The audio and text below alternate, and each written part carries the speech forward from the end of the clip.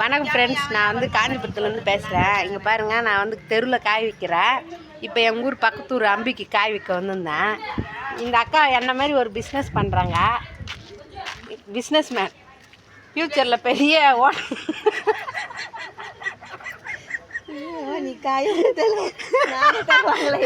ஃப்யூச்சரில் பெரிய business man ஆக போகிறாங்க. இப்போ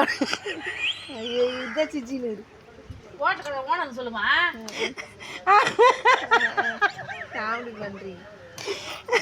நம்மளே தெரியாது வேற அர்த்தம் பண்ணிக்கிறேன்.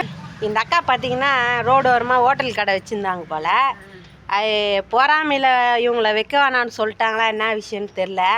இந்த அக்கா பார்த்தீங்கன்னா ஒரு 15 கிலோ என் தலையில் கட்டுறாங்க. 15 கிலோ உருளைக்கிழங்கு வச்சுன்னு இருக்கிறாங்க போல். அது வந்து என்னை வாங்கி சொல்கிறாங்க. ஆனால் நான் சொல்லிட்டேன், எனக்கு வேணாங்க, நான் ஆல்ரெடி ஒரு பாக்ஸ் வச்சுருக்கிறேன், நீயே வச்சு.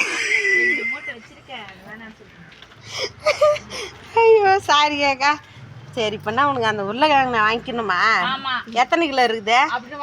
இங்கே பாரு, 3 கிலோ தான் போட்டுக்கிறோம். இந்த பாரு, உனக்கு எத்தனை தடைகள் வந்தாலும் ஹோட்டல் கடையை மட்டும் நிறுத்தாது.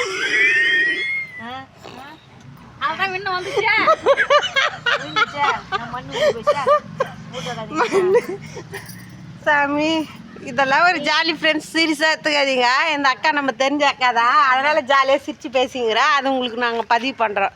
ஓகே ஃப்ரெண்ட்ஸ், ஃப்யூச்சரில் இவங்க சரவணா ஹோட்டல் மாதிரி இவங்க பெரிய ஏய் எத்தனை முறை கீழே இருந்தாலும் எழுந்து நின்று ஓடு, அப்போ தான்